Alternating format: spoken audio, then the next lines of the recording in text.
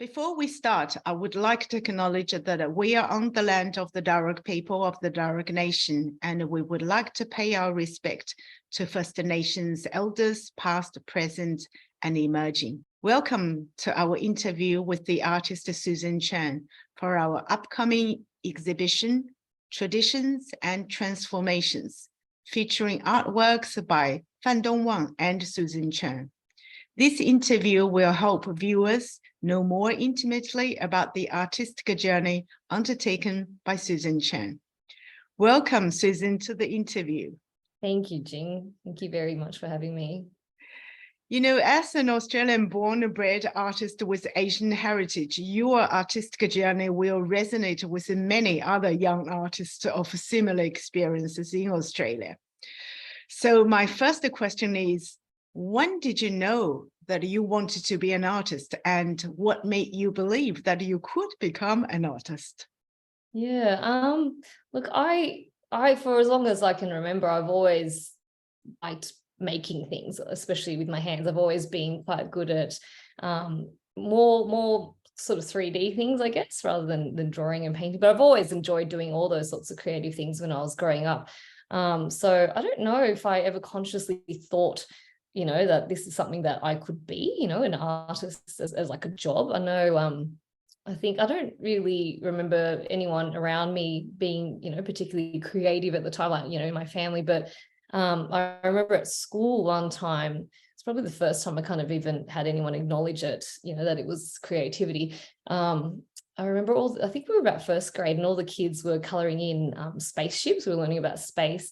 And I had, finished mine well ahead of everyone. And I'd already started cutting out like stars out of another piece of paper to create like a collage to put my picture on. And then the teacher kind of walked past and noticed, and she said, what are you doing? And I said, oh, it's finished, but it's not finished yet. I wanted to create more.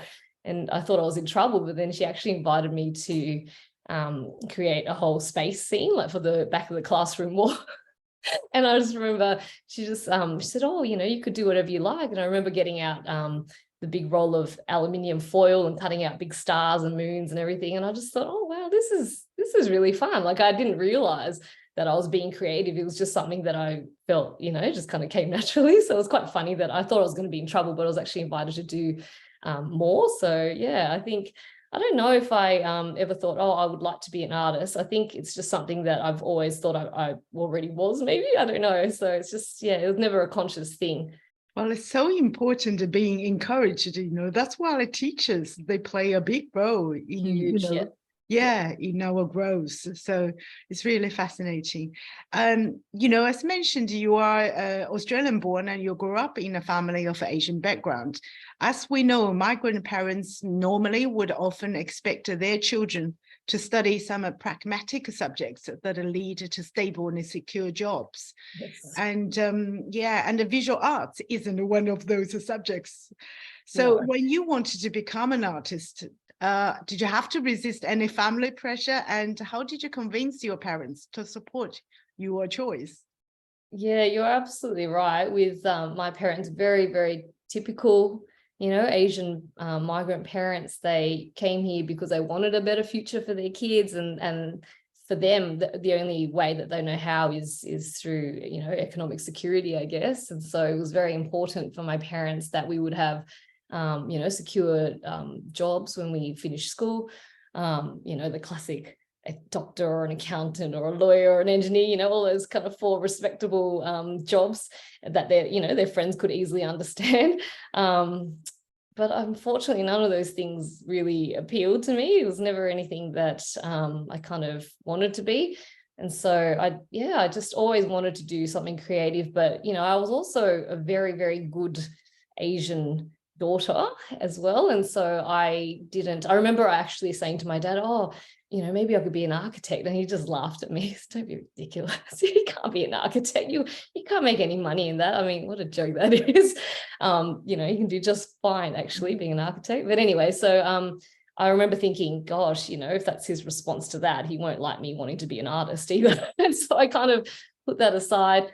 And it's really funny, actually, because, when you grow up as, the child of migrants, you also have this huge burden to want to please and, you know, just to kind of make them proud, I guess. Like you don't really want to disappoint them and let them down because they've given up, they've sacrificed so much to come here, you feel, which is a huge burden, I have to say, you know, to put on your kids. And I don't know, I didn't realize that at the time. And so I just did my best at school. I just studied hard and I thought, oh, you know, I'll just do my best and I'll just get into one of those things because that's what they want. And I studied hard and I actually got accepted into uni to study science when I left school. And I thought, you know, but it just didn't make me happy. I just went, you know, and I just hated it. And I just couldn't get the whole, you know, creative urge out of my head. And so, you know, eventually I did transfer over to do a design degree. I kind of thought, well, if I'm going to do something creative, then let's do some sort of, you know, corporate art, as it were. And so that way I could still potentially get a job and, you know, get some money. But and so I did love it. I loved design actually, but I always just wanted to, it just wasn't quite right. It was better, but it wasn't quite right. And it always felt like there was something more that I needed to discover. So I kind of worked in that area, you know, for a few years, never as a creative, always around them and always in the background, but I always felt that urge to be, you know, a creative, and that never went away. And so eventually I just, you know, bit the bullet, and as a mature age student, I actually went back. I applied to study visual arts at Sydney College of the Arts, and I got accepted. And so I've just kind of been doing it ever since. I suppose I sort of osmosed into the role, like into this world. And now, you know, it's too far gone. My parents, they can't be bothered anymore to be annoyed. And I don't think they really care anymore. So it's kind of like, oh, okay, well, this is what you do now. They've kind of accepted it. It's just, you know, I'm just too old for them to tell off. So I think they've just let that go. And so, yeah, I don't think I've really, you know, like had to, I never really put up a fight. I probably should have more, but because I was such a good daughter, you know, I always wanted to do the right thing. I just thought I'm just going to do what they want. And, you know, they've, you know, give them credit as well. Like they've had a lot of epiphanies as well along the way. And they've come to realize that you can't ask someone to make, you know, you can't rely on other people to make you happy. Like it's just something it's asking too much of your kids, I think. So it's totally up to yourself, you know, and you got to let your kids do what they got to do. So, you know, they've let that go, I think. So, you know, I do appreciate that as well. But yeah, I think I just kind of osmosed into this role. Such an interesting experience. Yeah. And, you know, and I think it'll be really enlightening to younger generation, because in the end, it's your determination, your inner core, you know, to the creative parts that are one, and no matter what. So that's really a very encouraging story. Yeah. Such a good experience. So my next question is, what drives your artistic pursuit, and what do you aim to achieve through your art practice? And where do you draw your inspirations? I always really struggle with this question. When people ask me, like, what is it that you do? I feel like there are so many different like aspects and different layers like to my work. It's not so, you know, simple as, oh, I make, you know, pots or whatever. It's but I think at the core of it, of what I do, is always that that idea of the in-betweenness of things or space. So it's kind of like that liminal space, I suppose, like between, it could be, you know, between like the real world and the digital online world, you know, things like technology and traditional skills, and, you know, art and design as well. So I'm always kind of in that middle ground, that middle space. I'm not quite sure how to explain it. It's very, sometimes I still struggle to wrap my head around it as well. But yeah, I think that the core thing is that liminal space. It's always about exploring what's that kind of fine line in between. But yeah, a lot of my work is really interested in looking into like patterns. So not necessarily, you know, like material patterns, but I'm fascinated with human behavior. I've always had an interest in like psychology and human psychology. So like looking at patterns, like human behavioral patterns, especially in this digital age. I'm really fascinated by online digital culture, especially things like social media, human behavior online, and just observing how people, how they move online, how they act online. And so, what you can pick up, what you can learn from the things that they do online. So yeah, a lot of people watching, I think, is where I draw a lot of my observations from, but also just looking at things that are kind of hidden almost in plain sight, things that are really kind of boring, I suppose, or trivial, mundane to most people, things that you might not even notice in real life, in like everyday life. But yeah, kind of putting a spotlight on these things that seem somewhat insignificant, or kind of almost commemorating these moments, these kind of passing, fleeting moments, these ephemeral moments that don't really get acknowledged. So I try to kind of put a spotlight on those sorts of things as well. So I know it's a bit tricky to explain, but yeah, I think at the core of it, it's that kind of in-betweenness of things is what my art practice kind of looks into. And yeah, in terms of what inspires me, like my artwork is quite process driven as well. It's quite methodical. And so I use a lot of like data as well. So like actual physical data, online data, as well as social, what I like to call social debris, little bits of like remnants left over just in the social, in the, urban environment, things that you can kind of collect from like physical things, or it could be just something, I've noticed a pattern on something and just trying to kind of work backwards and create a story using that little bit of, human evidence, I guess. And yeah, just kind of creating a narrative around those things, and also patterns in nature as well. I'm really interested in, like mathematical patterns and scientific patterns, the way that something like the way that mushrooms grow, or like a certain plant might take a certain, like direction in which they grow, or so things like that. So a lot of patterns, a lot of information, I guess, is where I draw a lot of my inspiration from. It's really fascinating, enlightening to listen to your creative process. Interesting to hear you saying about patterns, human behavior patterns. It's so interesting. And data, so they are all quite related and all related to digital. So it's really interesting. And then they are all, connected, and are looking at your artworks. We understand a lot more, about why and how actually to appreciate. You are a second generation for migrants, so you grew up in Australia, as we mentioned.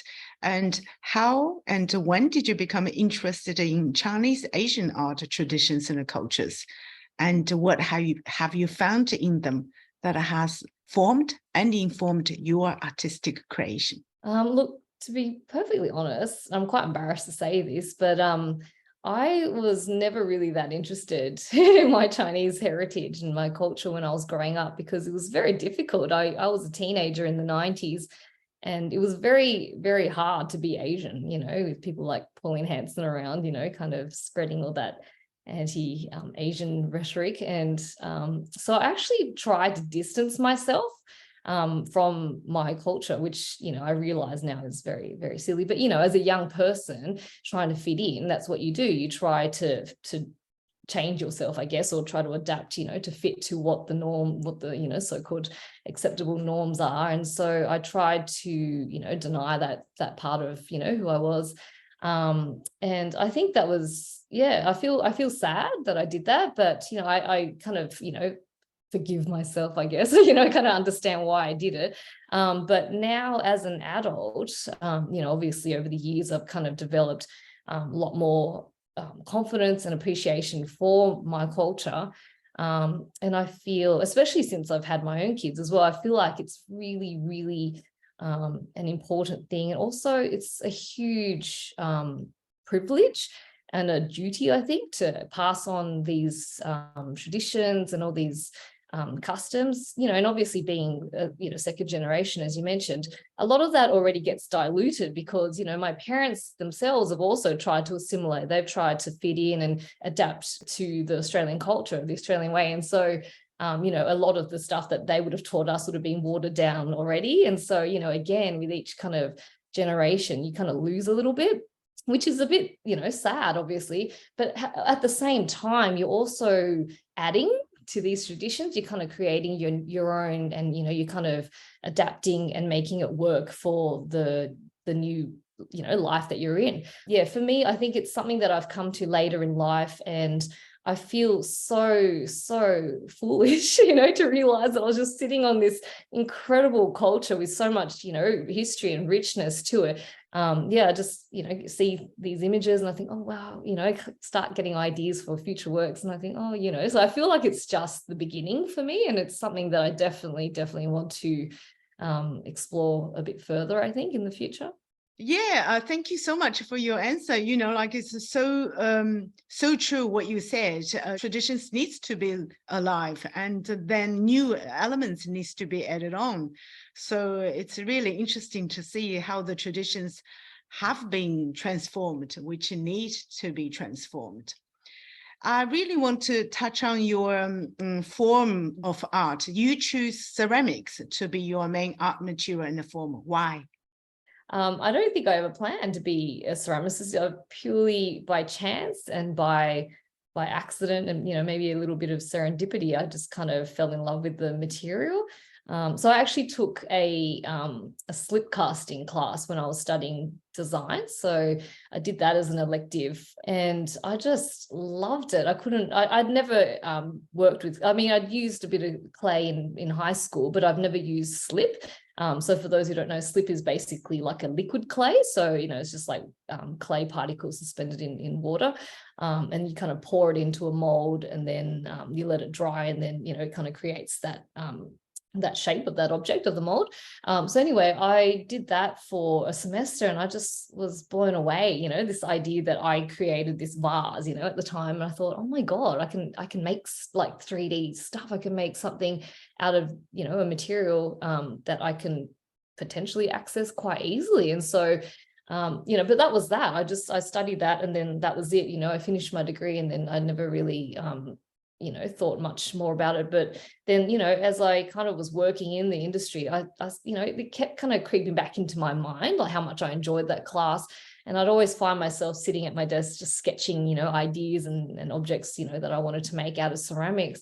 And I just couldn't get it out of my head. And then I actually went to a friend's show at SCA. I just kind of thought, I have to do this, I have to work with ceramics. It's really funny because it's really had a bit of a resurgence, and everyone's been getting into ceramic workshops and classes, and it's become so hot, everyone wants to do ceramics. So I just think it's quite funny that it's become so popular these days, because it definitely was not popular. I did not choose it at the time because, it was popular. I just loved it. I just think it's quite amusing now that so many people think it's a cool thing to do. It is, and not only is it popular, but also the way you create art through ceramics is quite unique. And, like in 2021, in the midst of COVID-19, you created this wonderful artwork. It's a very surprising Australian mahjong entitled "I'm Not Racist, But." Yeah, so mahjong, as we know, is a very traditional Chinese game, and you used this traditional game form in such a very clever and sharp, amusing, but also satirical, and as I mentioned, surprising and pertinent way to reflect, interrogate contemporaneous human responses to this pandemic that the world was thrown in. It presents such a unique and fantastic transformation of tradition. What an example. Can you tell us how you thought of this idea? Yeah, so this was actually a call out that Diversity Arts Australia was doing at the time. So they were asking Australian Asian artists to create works that would reflect and, kind of talk about this experience of Asian Australians during the peak of the COVID pandemic.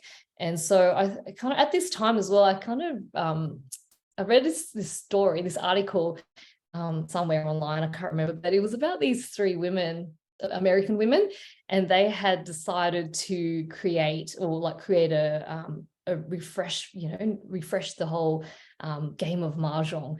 I was just blown away by their insensitivity and they did get a lot of backlash for their whitewashing of this very traditional game.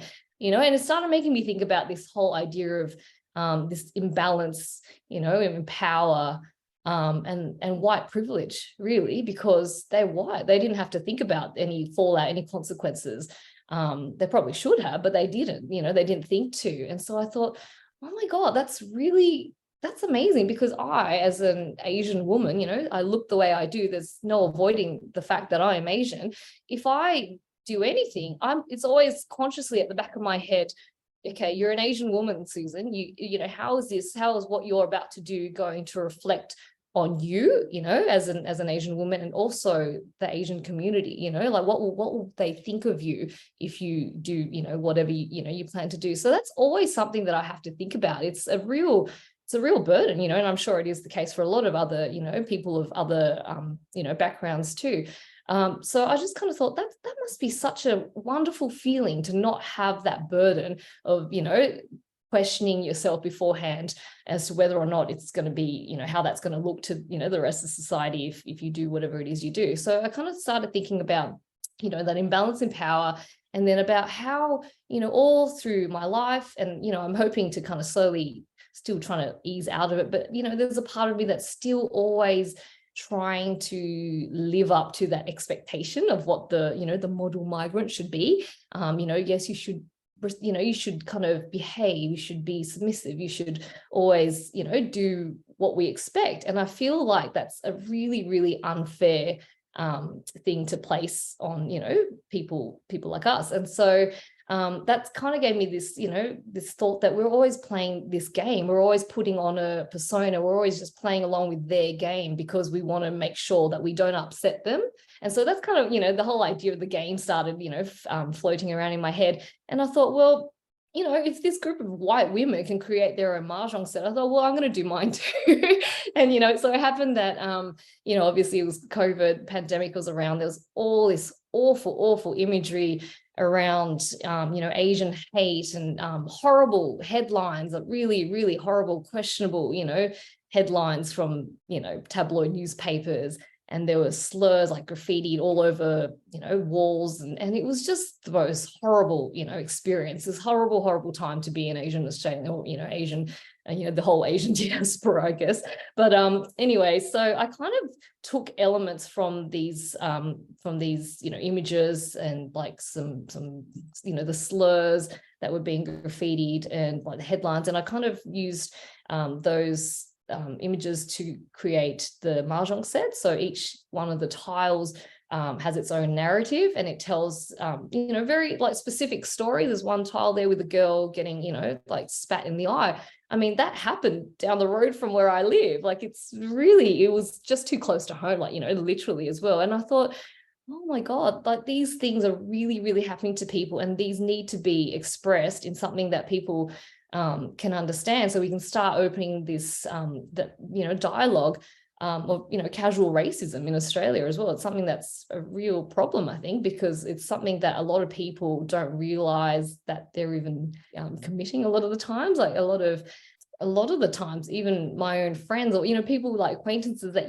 they might make a racist comment, but they don't think that it's racist because it's a casual racism. I think is quite scary to think, like so many people will get so offended as well, like when you call them out on it, and then suddenly it gets put back onto you, and you're thinking, oh my God, I've offended them, I've upset them, oh gosh. And so you try to make light of it or whatnot, and just make it seem like it's a smaller deal than it is. And I think that's what's so insidious about casual racism, is it's just so many people commit it all the time, and it's just something that we don't talk about. And so I wanted to create a piece, like a conversational artwork that people could kind of look at first glance. Everyone thinks, oh, it's just a cute little mahjong set, it's got these cute characters, it's got a panda and everything, but on closer inspection, if you look at the tiles individually, you'll actually see that there's some really, really nasty themes coming out of those images. And so I just want to start that conversation, because it is an uncomfortable conversation. It's really, really difficult to bring up. And that's also why I kind of wanted to make it a little bit, satirical and humorous, because, Australians, we love a joke, don't we? Everybody's, the whole Aussie larrikin, everybody thinks that jokes are great and jokes are funny. So I thought it'd be a wonderful way to kind of break the ice and talk about this really, really serious issue in a very kind of funny way, I guess. So so that's kind of how the idea came about. Yeah, I absolutely love each of the tires. As you mentioned, that each tire has a narrative, so a story to tell, and also history-making moments have been captured. And just imagine 20, 30 or 50 years later, people looking at this pile of Mahjong tires. Fascinating. Yeah, thank you. So much, to reminiscent and remember by. Recently, as you mentioned, you have been using digital technology in your ceramic art making process. So I'm wondering, what do you expect to discover, especially in terms of the differences of using traditional approaches to ceramics?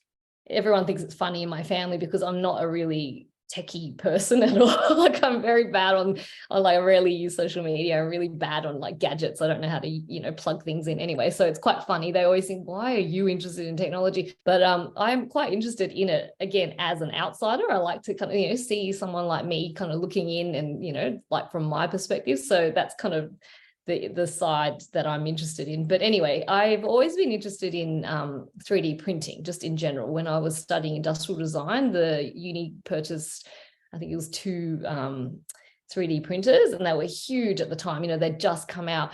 And I just remember thinking, oh my God, this is incredible. You can create anything, from a 3D model, like through a digital file.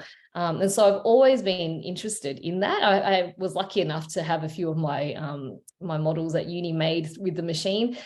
But when I started studying at Sydney Uni, so when I started doing visual arts, but I'd read somewhere that they were now making printers that could actually print in the clay medium. And I thought, oh my gosh, I've got to get into that. I've got to look into that a little bit more, because it's just, clay and 3D printing is like the two things that I'm so fascinated by. So I actually did my whole master's paper on this topic. So it was something that really, really interested me. I actually went as far as purchasing my own 3D printer because I'd called around the project that I wanted to make for my master's project. I just couldn't do it with what was available at the uni, and there was no one in Australia at the time that had a 3D clay printer. So I actually ordered one from Florida. So I've been kind of playing around with it for about 8 years now. I still don't know everything about it. There's still so much to learn. But yeah, it's just something that's always interested me. It's just something that is a bit different. Again, that's always me. I'm never stick with quite, follow the rules. I always kind of go around it or, through it. And so I think a lot of the times when I explain to people, they go, oh, you're a ceramicist, oh, you make cups and bowls and things. I say, no, I don't. I'm not interested. I appreciate those things, but I'm not interested in making, the same things that others have made before. And I think that's kind of why I'm so drawn to it as well, because it is such a new fairly newish technology, but ceramics, as you mentioned, such an old and, ancient medium. I just, again, wondered what would happen if I took this ancient medium and used this modern technology, combine the two, like what could I do with this? So, it really is, a lot of my practice involves experimentation and just having a play and not really necessarily having an end goal, but just, I wonder what would happen. Usually starts with, a question. I wonder what would happen if I did this. I wonder what would, and then I just kind of follow those lines of inquiry, and I just try and just, figure out things as I'm going along the way. So I don't know. Yeah, I don't really know if there is like a an end goal for me in terms of, what I hope to find. I think it's just, trying to always make something that's interesting, innovative work, something that is different. I never try to, I hope, I don't make works like other people's work, because I don't deliberately look for other people's work to emulate. I always try to create something that's original. And I think, the whole merging of ceramics with technology is something that is fairly unique. Obviously there are other people doing it as well, but the way that I use it, I like to think, because I kind of merge the old and the new.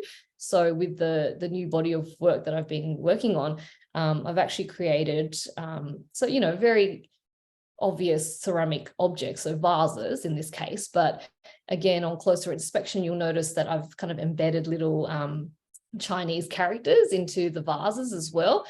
So, you know, then they kind of have been digitized, so it like kind of pixelated, I guess, like the words. And so I've tried to capture, you know, like a positive cultural exchange, you know, using these vases as kind of like a tangible object between, you know, the two cultures, and that positive exchange. You know, so that's kind of a, you know, a modern take on the traditional Chinese blue and white porcelain vases. But then on top of that, I've still managed to keep to tradition. I actually visited the Wedgwood factory earlier this year when I was in the UK, and I was very lucky enough to see some of the artisans at work, and they were using these really old techniques, you know, stuff that they've been doing for years. And it was just so heartening to see them still making them in that same traditional way. And I thought, oh, this is wonderful. And they were making all these molds to create the reliefs that go on their, you know, their classic terrines and their vases, that classic blue Wedgwood jasperware.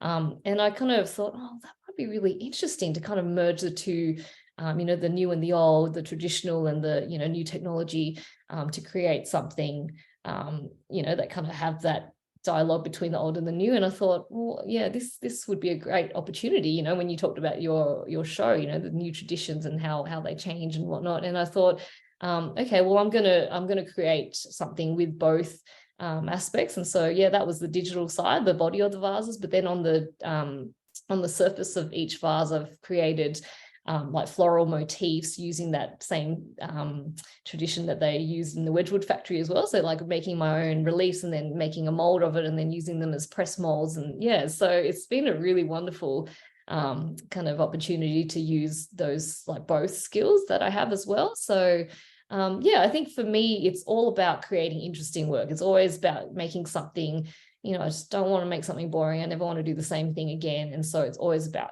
you know, what next? What else can I do? So yeah, a lot of it is just, what can I do? You know, asking myself how far I can push this medium and how far I can take it. So yeah.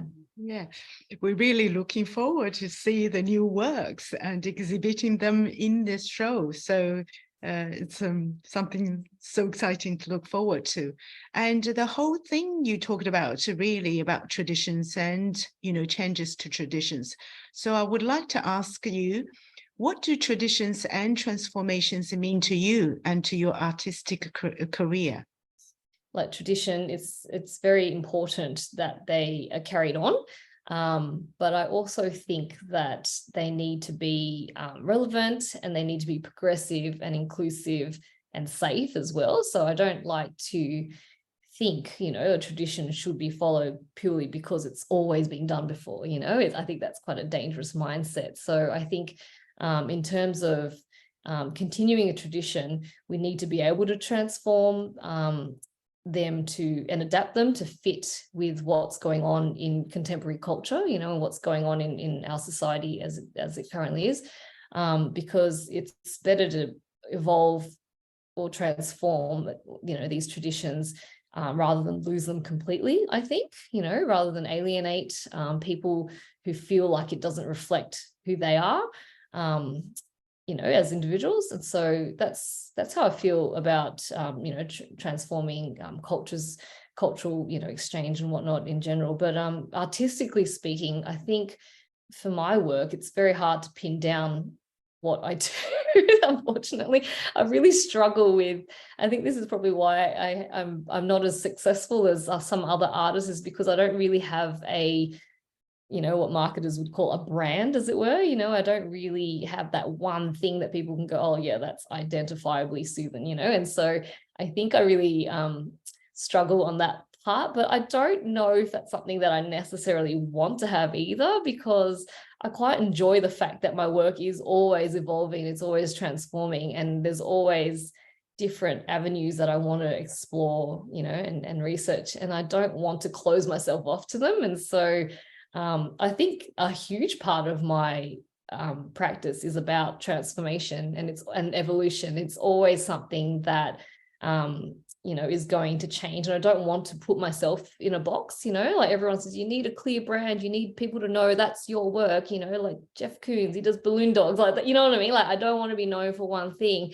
And sometimes I think that's a bad thing. And I'm still not sure if it's good or bad, to be honest. And sometimes I think, I should just choose something and stick with it. But then I don't know, I guess I'm just interested in too many things. And I feel like I'm just going to give myself that space to if I need to grow and if I need to move in a different direction, I'll just go with it for now, rather than, kind of place myself in a corner and just say, yeah, that's what I'll do from now on. So I think my work is always, continually transforming all the time. So I think that's just something that I will have to keep just following and just, intuitively see what works best for me. Well said, Susan. You to us and to many people, you have been a very successful artist for quite some time. And although, of course, you are still very young and you still full of great potentials and so great future to realize. So looking back, what do you think you have learned that empowers and strengthens you for your future pursuit and explorations as an artist? I feel like I've got so much more to learn. Definitely. I definitely do not feel like I'm, even at my peak. I feel like there's still so much more to learn. And I'm very, very much looking forward to go through that process. So I think for me, getting older, what they say, you get wiser. I really do believe that you do. And I think that's something I've really appreciated with getting older. I feel so much more confidence, not just in my, technical skills as a ceramicist, but I also feel a lot more confident in my ideas. And that's something I think I've always wanted approval on. Maybe when I was younger, I always needed someone else to say, oh, this is great, before I could say it was, a great idea, if it's worth, pursuing. So I think I have a lot more faith in my own ideas, and just also the know-how to kind of follow through and investigate an idea properly in order to tell a really compelling story through the visual medium of clay. Because it's not like with painting, it's painting, I feel like it's people just get a lot more than with 3D object art. So I feel like there's a lot more you have to kind of do, like in order for people to understand what it is you're trying to tell. So yeah, I think as long as I kind of maintain that sense of curiosity and wonder and always follow my intuition, is this going to be something that could be a great idea, just follow it through. Even if it doesn't, just give yourself the opportunity to research it and to analyze it, and then to kind of go, oh, okay, this is going to work, or this is not going to work.